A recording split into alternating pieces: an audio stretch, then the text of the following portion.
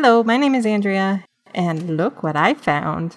Ooh, random old dollar store sketchbook. And inside, this anteater.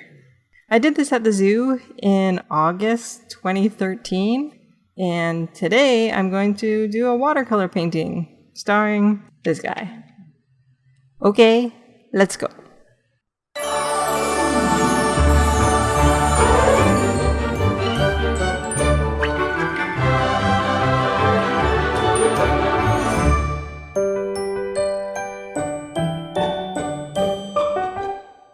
I start by doing a sketch, and I'm leaving a white border around the sky that's an ovally shape, making sure it's the same distance from all sides of the page.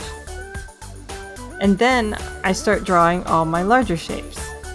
The general anteater shape is kind of an arc, and I put him off center so he could be eating a trail of ants leading to a little anthill. I'm focusing on shape, size, and placement, and it all comes down to relativity. Where should the next line be placed relative to what I've already got? Does the line go halfway between, 2/3, 3/4? In a way, you're making a map, trying to get the relative distance between the places right. I make sure to draw my sketch really light, so it might be hard to see, but I want to make sure it erases all the way and doesn't leave any dent marks in the paper. I make sure to include some kind of background. I didn't want to draw them in a zoo, so I had to look up what kind of landscape anteaters live in. And I sort of just drew a tree line and some dirt. That's good enough, right? I draw a little anthill. I make sure to draw little details and any sort of markings in the fur color. And I'm done the sketch. On to inking. I want to make sure to draw the line in one motion. When you sketch, you can do this thing called petting your lines, going over the same line multiple times. But if you do that in ink, it can look pretty messy. So generally, you focus on the length and the curve of the line. And if you're drawing fur, you're adding a sort of zigzag to that line. But don't lose track of the length and curve. Doing this traditionally, you only have one shot. For this drawing, I'm only really inking the anteater, the anthill, and the ants, and maybe a few ground details. But there's a lot of things I'm just leaving in pencil to define and paint. For anything I've inked, I erase the pencil, but I try not to erase the things that I wanted to define in paint. Remember, you can always erase after your paint dries. Let's bring in those paints. The first color I'm putting down is a very pale taupey brown color. Almost white. Anteaters have some pale fur on their front legs and around that dark stripe on their side. I needed to add a lot of water to the color because the browns I used to mix it were practically black in the tray. Next, I paint the trees because it was an area that wasn't right next to the anteater, and I want to allow the paint to dry so the color won't bleed. It's a very nice olive green. Then I move on to the dirt. I used a much more red-brown for the dirt so that the anteater pops, but I also found a lot of reference where the dirt is red. Maybe anteaters just don't blend into their environments that well. Or maybe photos where they don't blend in are just more popular because you can see them. I don't know. It works for me though. Anyway, I decided that it might be cool to get some texture, so I dumped a bunch of salt on it. I think it's one of those kid craft things, and it's supposed to make a cool texture, and I didn't really look up how to do it properly. I just kind of ran and got some salt. While that's drying, I did a nice gradient in the sky, starting by putting the light color all over and then adding a darker color along the top and blending it down. And then I thought I could do more texture, so I grabbed some thread and then I cut it up, organized it nicely on the tail, added some paint. It was a lot harder to control the thread than I thought. I kept having to adjust it using a palette knife, and the thread kept soaking up the paint and pulling it along the thread. This was kind of annoying. It was very hard to control. And then I realized it pulled the paint into the sky, and that was bad. I moved the threads and I tried to get as much of the paint off the sky as I could, but there's still a smudge.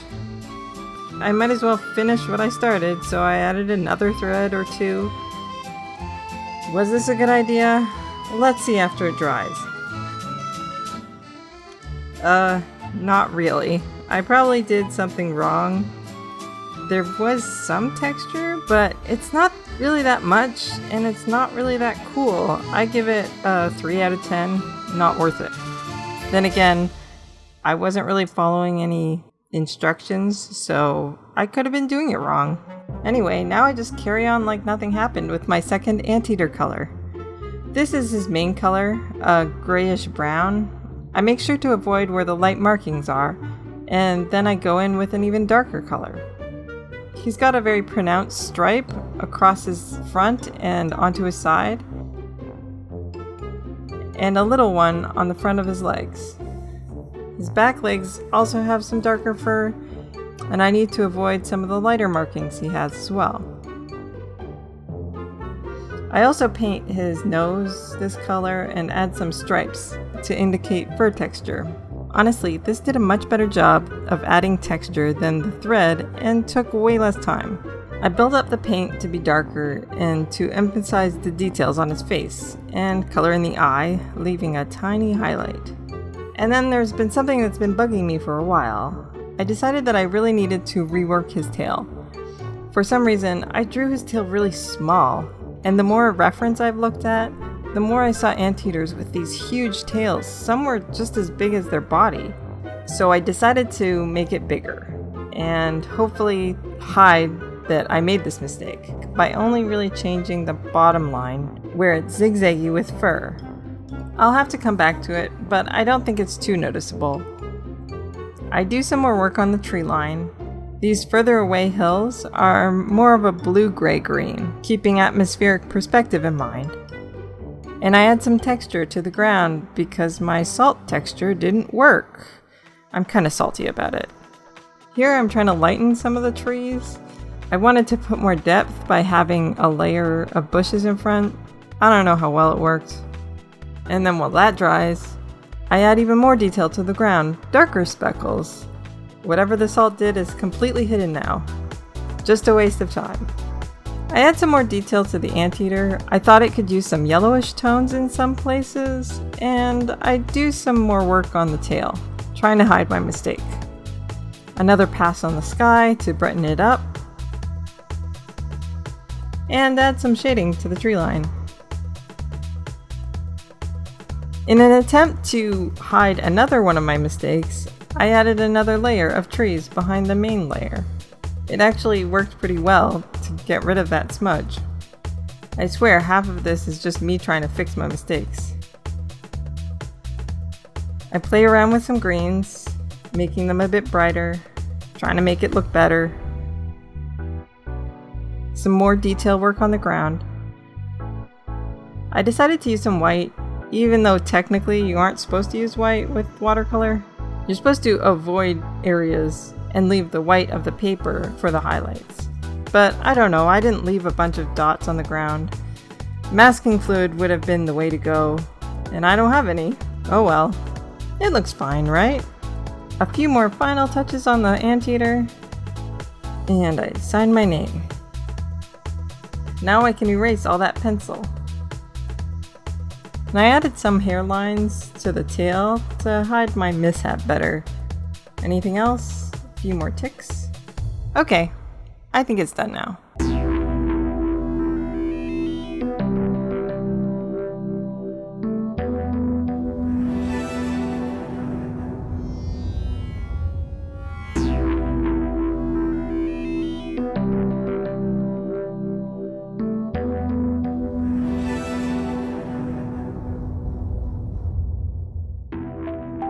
I hope you enjoyed this video.